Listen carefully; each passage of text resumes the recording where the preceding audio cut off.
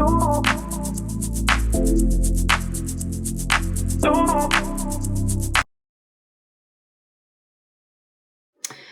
it's Tracy from Two Rocks Tarot, and today I'm going to be doing a VR called to Fairlight Tarot, and I'm going to put a link to her video down below in the description box, and it's a tag called Beloved Monster Decks, and I thought this was something really different and interesting to do, so I thought I'd jump on. I haven't done a tag for God knows how long, and because I'm feeling so much better, well, why not?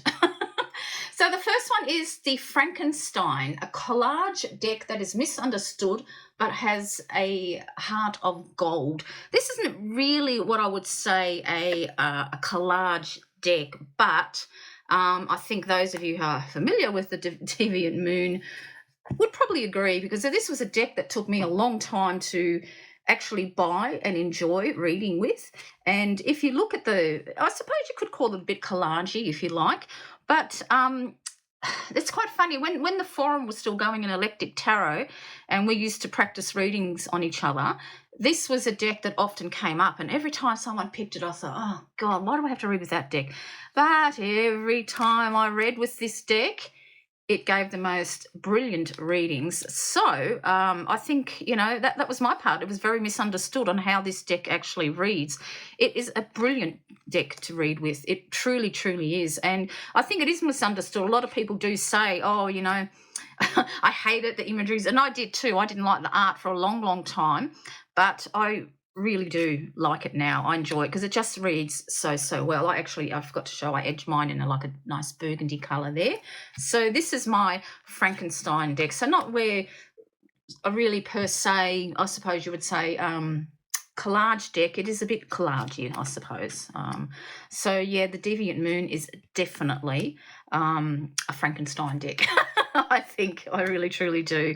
So that is the Frankenstein deck. The next one is the Dracula, a deck that is sensual and sophisticated. And I chose of course, the Vampire deck by Ian Daniels, which I have edged in a red, but it actually turned out, it almost looks like dried blood, doesn't it? It's quite funny. And it's sort of bled into it, as you'll see. It's a lot of, you can't really see some of it, but it has bled into. This, to me, is a very sensual and sophisticated deck. Despite the imagery, when you look at it, it's almost anime-like, which I do not like in my decks, but this particular deck is absolutely fabulous. I think it's a gorgeous deck. It reads really, really well. It's held up really well. I've had this deck for many, many years now. And the book that comes with this deck is I wish all guidebooks were written the way this one was. It's absolutely superb. So this is definitely what I would, oops, and I've just kicked my what's it called? Tripod. I'm trying to get out the tripod. The backs are beautiful as well with all the roses. Every little detail is described, is given a meaning in the actual deck. That's what I'm trying to get out. Sorry, it's been a while since I've been doing video. I've done a few videos today, but I still stumbling over my words, so I better get used to it again, hadn't I? So yeah, so everything is, from the colours of the roses, what they mean, to what the goblet means, the overflowing, the finger in the mouth, like everything is explained really, really well. So this is definitely what I would class a sensual and sophisticated deck, not only in the imagery, but the sophistication goes with the guidebook as well. The guidebook is truly, truly superb. The next one is the Werewolf, a deck that is best used in the full moon, and I chose the Bohemian Gothic. Now I've got the first edition, and purely because it looks like the way it's all in the blues and everything, it looks very much like it's been in the moonlight, doesn't it? This is a fabulous deck. I've got a very, how shall I say, this deck is is the very first deck that I ever bought with money that I earned from reading the tarot, and so I've got it's got a real special, I had a burp then, sorry. It's a real special place in my heart. I hope I don't have to record this again because of all these little oops and ahs that I'm making. This is a gorgeous, absolutely beautiful deck. I really, really love it. I wouldn't probably buy any more decks from this particular publisher because they are really, really expensive. But I have to say, being the first edition, the only thing I ever did to this deck was edge it because it's getting a little bit sort of chipped after years of use, but it still looks like it's brand new. And, you know, there you go. There's the moon card. So definitely this particular deck, the Bohemian Gothic. And I've got a couple of other decks that are to read on a full moon. And, of course, one's an oldie, is the Tarot of the Moon Garden. Now, I've actually cropped mine because this deck is like 20 years old, so I actually cropped it because it was just so grubby. So Tarot of the Moon Garden, purely because, well, it's Tarot of the Moon Garden, isn't it? So this is a nice one to use. I haven't actually read with this deck for a while, and having a look at it again makes me want to do some reading. So I've been getting right back into my tarot these last couple of weeks, which has been really good after months and months break since I've been sick with the old cancer. But now that I'm sort of getting there, finally towards the end of getting better, I should say, not towards the end of dying, I've really been getting back into the tarot, which is really nice. So Tarot of the Moon Garden is another deck that I think is nice to read on a full moon, whether it's best or not. And another one, this is an oracle deck, but this is called the Crystal Moon Mystic Oracle. This is an absolutely gorgeous deck. I have done a walkthrough of this long time ago, and this is all about the moon. So it'll all be like a blood moon. It'll be about the crystals, about the plants. You've got the phases of the moon, the full, first quarter, last quarter. It also has got astrological cards as well. I'm just trying to get to the actual... I should have had it like this, Taurus. Hang on, let me get back to the... There we go. I'll go like that so you can see. So these are the actual decks. So she'll go into about the crystals, what type of moon, the blue moon. It's got all cards so you can actually read it up, what the symbols mean. It's a beautiful deck, and I haven't used it as much as I should, and I should really use it a lot more. So this is another deck which is definitely, it's just created to be read with the moons, you know, with all the different types of moon phases and so forth, and the wolf moon and the blood moon and the blue moon and all sorts of things like that. It's an absolutely gorgeous deck. I really love it. And I don't think I've edged this one, have I? No, I haven't. I should edge it because it's such a nice deck. So that's another one. The next one was the Grim Reaper, a deck that feels very final and unmovable. And this is really not a tarot deck, but it's a Lenormand deck, which I've edged. This is Titania's Fortune cards, which I've learned how to read the Lenormand with. I taught myself about 20 years ago with the first edition. This is the second edition, which I've actually put some clear contact on because my first edition absolutely fell to bits and I threw it out. It just went crap. And I had a very kind subscriber that found a mint condition that was in the, I don't know if she worked in a recycling place or something, but she sent to me, but I'm not using it. I'm just going to use this. So these are a little bit more wishy-washy in the colours. The original deck is much more nicer, I think, colour-wise. But by God, if you want to kick in the teeth and a heart-stopping readings, then use this deck. I've known people who have thrown this deck away because it's just too much for them, because that's how good it is. And it's not for the faint-hearted. It will predict death. It will predict ill health. But on the good side, this deck also predicted me meeting my now second husband. So it's had a lot of good qualities as well. But I did put it away for many years, and I only brought it again when the second edition came out. I thought, you know what, I'll give it another go. And I'm glad that I did. It just went off the first deck. I don't know. I think now when I'm thinking about it, because I was going with a breakup and I never had anyone to talk to, I just poured all my emotions into that deck. And the readings that I did when I used to read for other people with it, they were at very loggerheads and crossroads in their lives too. And I think it just sucked up all the negative energy. And when I think about it now, it was really like my shadow deck. It was shadow working, but now it's not like that anymore for me. It's changed because I'm actually happy. So this is definitely a deck that is not, the Lenormand altogether is not... it's not for cupcake readers. If you like to have nice, sweet readings, for God's sake, don't get a Lenormand deck because they really tell you, like it is. So that was the Grim Reaper deck. Did I say that? The Grim Reaper, yeah. So the next one is the Creature from the Black Lagoon, a deck that loves water but's not afraid of getting dirty. And I couldn't think of a better deck than the Housewives Tarot. Really. I mean, because what was it about all back and then? Cleaning, always worrying about what, the neighbours thought or people thought and things like that. And not afraid of water, of getting dirty. Well, that's what housewives did, didn't they? They would, literally get on their hands and knees and scrub. So I thought the Housewives Tarot would be a good one to put into this particular category of the creature from the back lagoon, the Housewives Tarot. I haven't read with this one for a long time either. Getting all these decks out makes me want to read with them again because it's been so many months because I was so sick for such a long time.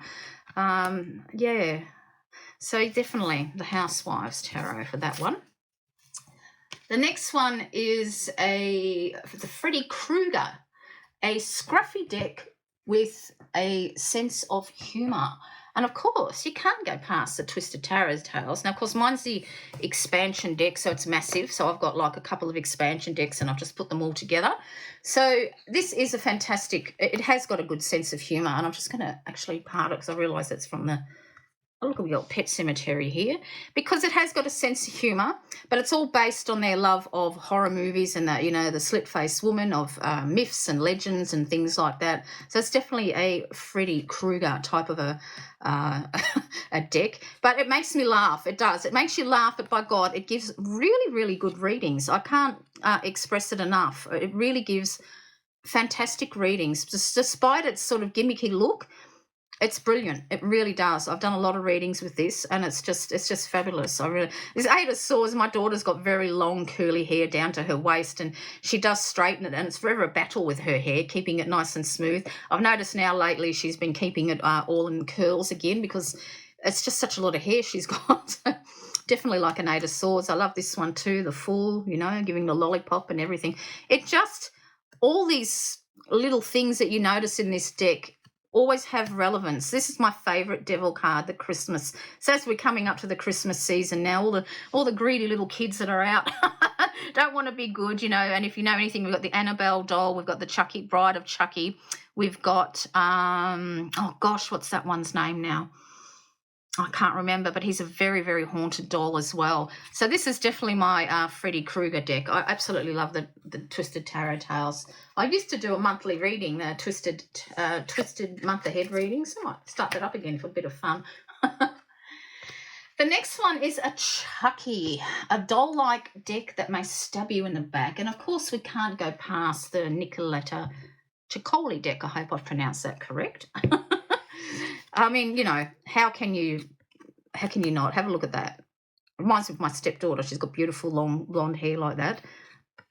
So, yeah, this is definitely a deck that could stab you in the back. Again, this is another one where little things like this that turn up in the readings really have a lot of meaning. When I used to have an Instagram account and I used to use this deck for doing readings, and I think it might have been this card from memory, and one lady messaged me and she said, I've never heard anybody describe what I was going through a card like you did. And it was quite an honour to be able to touch someone that I didn't even know by just doing a reading on Instagram. So I have got a Facebook, Two Rocks Tarot Facebook, but I've closed it all. When I found out I had the cancer, went to my lymph nodes, I sort of cancelled everything and just concentrated on getting better and doing treatment and all that sort of stuff. So, but I will be bringing it back up. I might do it just before Christmas. I don't know, but this is definitely, of course, it's a doll-like deck. This art actually disturbs a lot of people, particularly those of people who suffered abuse as a child. But because I had a good childhood, that doesn't affect me in that way. But it can drag you back to certain childhood memories for sure. But yeah, I do like this deck. I think it's brilliant. I really do. Next one is the Zombie, an airy deck that is hungry for bones. And for bones? Did I read that right? For brains, sorry, for brains. I don't want bones. And I chose the Lion Strider deck. And I almost chose this for water. The reason I chose this one, and hopefully we'll get to a card soon, is because a lot of some of the card, like there you go, there's a bear, the eyes are white, they're blind, and this turned off a lot of people from this deck when it first came out, having she's got a pair of eyes there, but there's a lot of cards where the eyes are just white, where they're whited out, a bit like the Hush Tarot actually. A lot of them ones have got eyes that look like they're dead, and that sort of put off a lot of people, as did the white sort of space around it. But it is a really nice deck. I really liked it. I was thinking of getting the Lenormand to go with it, but it didn't really grab me as the tarot deck did. And you only really need a few Lenormand decks, I don't know, because they're all the same symbols, drawn a little bit differently. But with tarot, you've got more of a, I don't know, artistic flair to be able to do different things. So, and because this was painted in watercolour as well, so I thought this would be perfect, actually. And of course, I'm really trying to find a particular card where the eyes really stand out. And, of course, I can't find it, can I? Can't remember what it was called, that card. But it's a gorgeous deck. The artwork is absolutely beautiful. But, yeah, it did. The white eyes did turn a lot of people off on it. I'm going to see if I can... what if I turn them the wrong way up? Oh, there we go.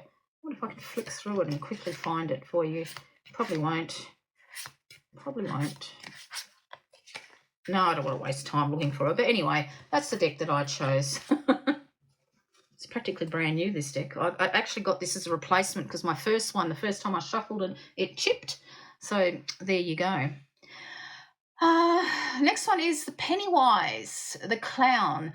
A deck that is deceivingly whimsical but is actually very intense. And for this one, I chose, of course, my beloved Isabel Snail by Beth Selwyn, who does the Guardian Tarot. This deck is absolutely freaking gorgeous. It really, really is. But I tell you what, I'm just going to turn it the right way up because I think it's all upside down. It really tells it like it is. Like I can't even explain how much that this card, this deck, being so cute, can be such a punch in your face in your reading sometimes. It's absolutely amazing. Again, the little things like what she's holding there, the pentacle there, all these little things, the flowers, they all have like such meaning in the actual readings that you do. Looks like some of them, I must have dropped this deck because I always read. It's absolutely, I love this one too. This is the Lovers card, and it's so different, isn't it? Because we've got some of us are very heavy-hearted, and it shows here it's just chained, around its eyes, even though the snails don't really have eyes, but it's chained down by the weight of love. And often we look for someone to come and unlock our heart, but really the only way to unlock our heart is for ourselves to do it. If we don't love ourselves and appreciate ourselves and respect ourselves, well, how can anybody else? And I think this card reflects that beautifully. This is I just love this deck. The colours are beautiful and vibrant. It's absolutely so sweet and gorgeous, but gee, it really, really, really hits you between the ears, between the eyes, I should say. Hits you between the ears. Where did I get that from? You can tell I haven't done videos for a long time. It's a gorgeous deck, but oh my gosh. Now, I don't know if this is available anymore. I think somebody was looking for this. I got this on Making Playing Cards, but I don't know if she does that anymore. I love the Hermit. So I've actually got two decks again for this one. I almost got the Halloween tarot, the original one, but this one has been a favourite of mine. And this is the Tarat Tarot. Oh, my God, I love this. The reason I got this deck is because when I was a kid, my brother used to have a white rat. And Mum always used to say that every time I wanted to pat him, I used to say, Andrew, can I pat your cat? Can I pat your rat? He would say, go and do this, go. And I was like his little slave. Also, I could pat the rat. So that's why I brought it. And actually, when I went and visited my dad and brother a few months back, I actually brought it with me so I could show him why I got this deck for. And and this is another one. Look how sweet it is. I mean, how can a rat have, any like hard-hitting messages? But my God, it's just as bad as the snail one. It really, really does. It reads absolutely beautiful. Now, I got this from Etsy, I think, and I can't remember the name now. But this is gorgeous. Again, this is painted in watercolours as well. I don't know if it's still available or not, but, yeah, this really reads like, good hard-hitting cards they are, despite being so sweet. And then we come to, I think that's the final one, isn't it? The Mummy, a deck that is covered in many layers. And I chose, I nearly chose this for the first one, but I think this one is better. The Voyager Tarot, which I've edged in this brilliant blue. I mean, because this is a collage deck. But there are so many layers to it. You just look at the card and you have to try and think, what's it telling you? What's it telling you? And again, when I'm using this deck, I first got introduced to this deck by Elizabeth Harper, who does angel readings, and I cut the borders off mine, as you can tell. I no longer use it as a tarot deck. Actually, I don't think I even ever have used it as a tarot deck. I've always used it just purely intuitively, just whatever's calling out to me right, at that particular moment. But this has got many layers to it, really, really does, because it just is so many things happening. It looks so busy, and that's why I wanted to cut the borders off, because it really detracted from it, and it just made it pop by doing that. This is an amazing deck. Again, it's one I haven't used for a long time, and I should probably start again. That's one thing that's hard when you've got a big collection. I do use them all, but I forget that I've got them, and when I was looking for the decks, I thought, geez, I forgot I had this. I forgot I had that. You really should try and grab a deck and use it for a week so you use them all. I love this one, this little bum. That's what my bum looks like now that I'm old. It's gone all flat and saggy. So I just think this is gorgeous, this deck. I really, really like it. It's got many, many things happening in it, and it has many, many messages. If you sit and look at it long enough, something will pop out at you, and like right now, this like a beer or wine in a jug. This reminds me, my husband's gone for a quick trip to Adelaide, and he's having some good times with his rugby mates in Adelaide, and his kids and everything like that. So that he's just really enjoying it. They're going to the beach tomorrow. They're having a good time together. Only reason I'm not there is because of the expense wise. We're going to go back in March for my stepdaughter's 30th.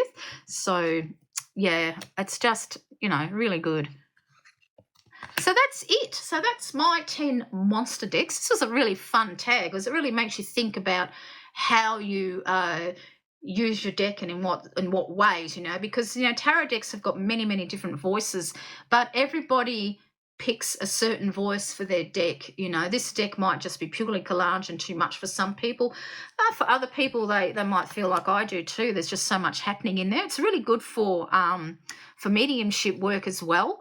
Actually, I never thought I should have used that for a spirit message. Use these cards because this is how you get your messages across. You see symbols in your head when the spirit is talking to you. I actually see words as well. I think that one's upside down. So it's a brilliant deck anyway. So anyway, thank you so much for this this tag, Fairlight Tarot. It was absolutely wonderful, and I hope I haven't bash this phone up too much. And until next time, take care, everyone. This is Tracy. Oh.